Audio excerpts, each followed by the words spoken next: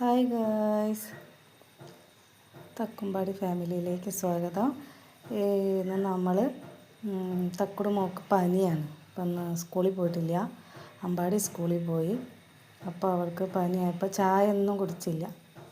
അപ്പോൾ രാവിലത്തെ പലഹാരം കഴിച്ചില്ല. അപ്പോൾ അവൾക്ക് എന്താ വേണ്ടത് വെച്ചപ്പോൾ അട വേണമെന്നാണ് കേട്ടോ. അപ്പം നമ്മൾ ഇന്ന് അട ഉണ്ടാക്കുകയാണ്. ഓട്ടിൽ ചുട്ടെടുക്കണം അട. അതൊക്കെ ഓട് ചൂടായി കിടക്കുന്നുണ്ട്.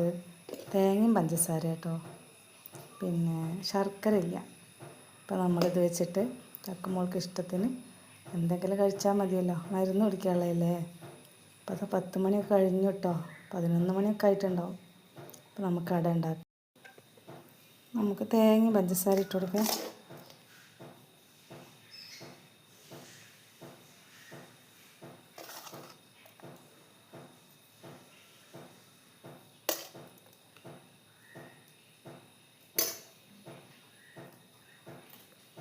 മടക്കി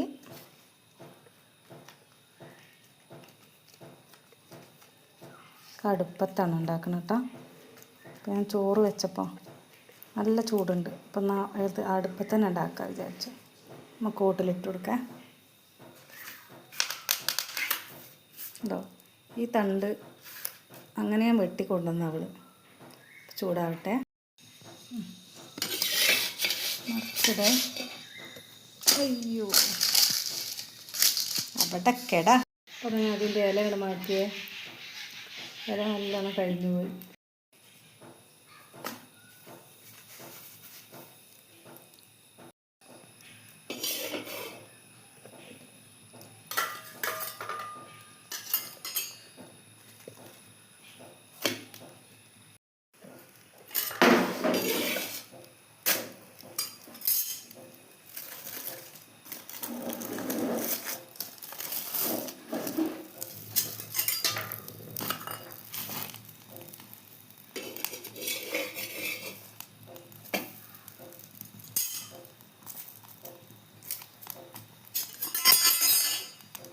ഇല കരിഞ്ഞു പോയതാ.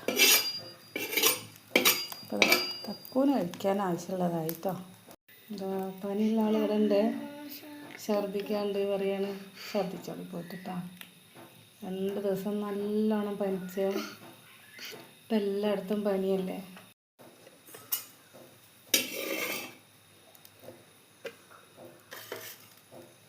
അപ്പോൾ അതാ അട റെഡിയായി. തക്കുന് കൊടുക്കട്ടെ കേട്ടോ. അപ്പോൾ അതാ ഇവിടെ ഇരിക്കുന്നു, ക്ഷീണിച്ച് കുഴങ്ങിയിരിക്കുന്ന ആൾക്ക് ഇതാ അട വന്നു. കഴിക്ക്, ചൂടില്ലാത്ത നോക്കി കഴിക്ക്. കത്തി വേണോ? അവളിങ്ങനെയാണ് അട കഴിക്കുന്നത്. കത്തി കൊണ്ട് ഇങ്ങനെ മുറിക്കുക, കേക്ക് കട്ട് ചെയ്യണം മതി.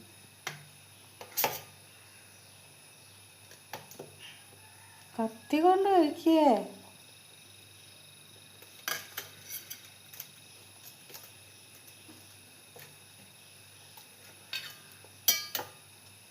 കത്തി വായയിൽ കുത്തും.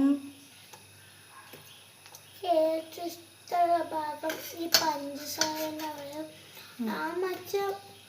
ഇവിടെ ഏറ്റവും ഇഷ്ടമല്ല. ഇപ്പം ഞാൻ ടേസ്റ്റ് നോക്കിയിട്ടുള്ളൂ. ഛർദിക്കൂരല്ലേ? ഇഷ്ടായ? അതിനത് ടേസ്റ്റ് ചെയ്യാത്ത ഭാഗം. ടേസ്റ്റ് ചെയ്യാത്ത ഭാഗമാണ് ആദ്യം കഴിച്ചത്. ആ മൂല ഭാഗത്ത് അധികം മധുരം ഉണ്ടാവില്ല, അപ്പോൾ അത് ടേസ്റ്റ് ഉണ്ടാവില്ല. അത് മധുരമുള്ള ഭാഗം കഴിക്കുക. ഒരു പനി വന്നാലുള്ള കോലാഹലമാണ് ഇതൊക്കെ അല്ലേ.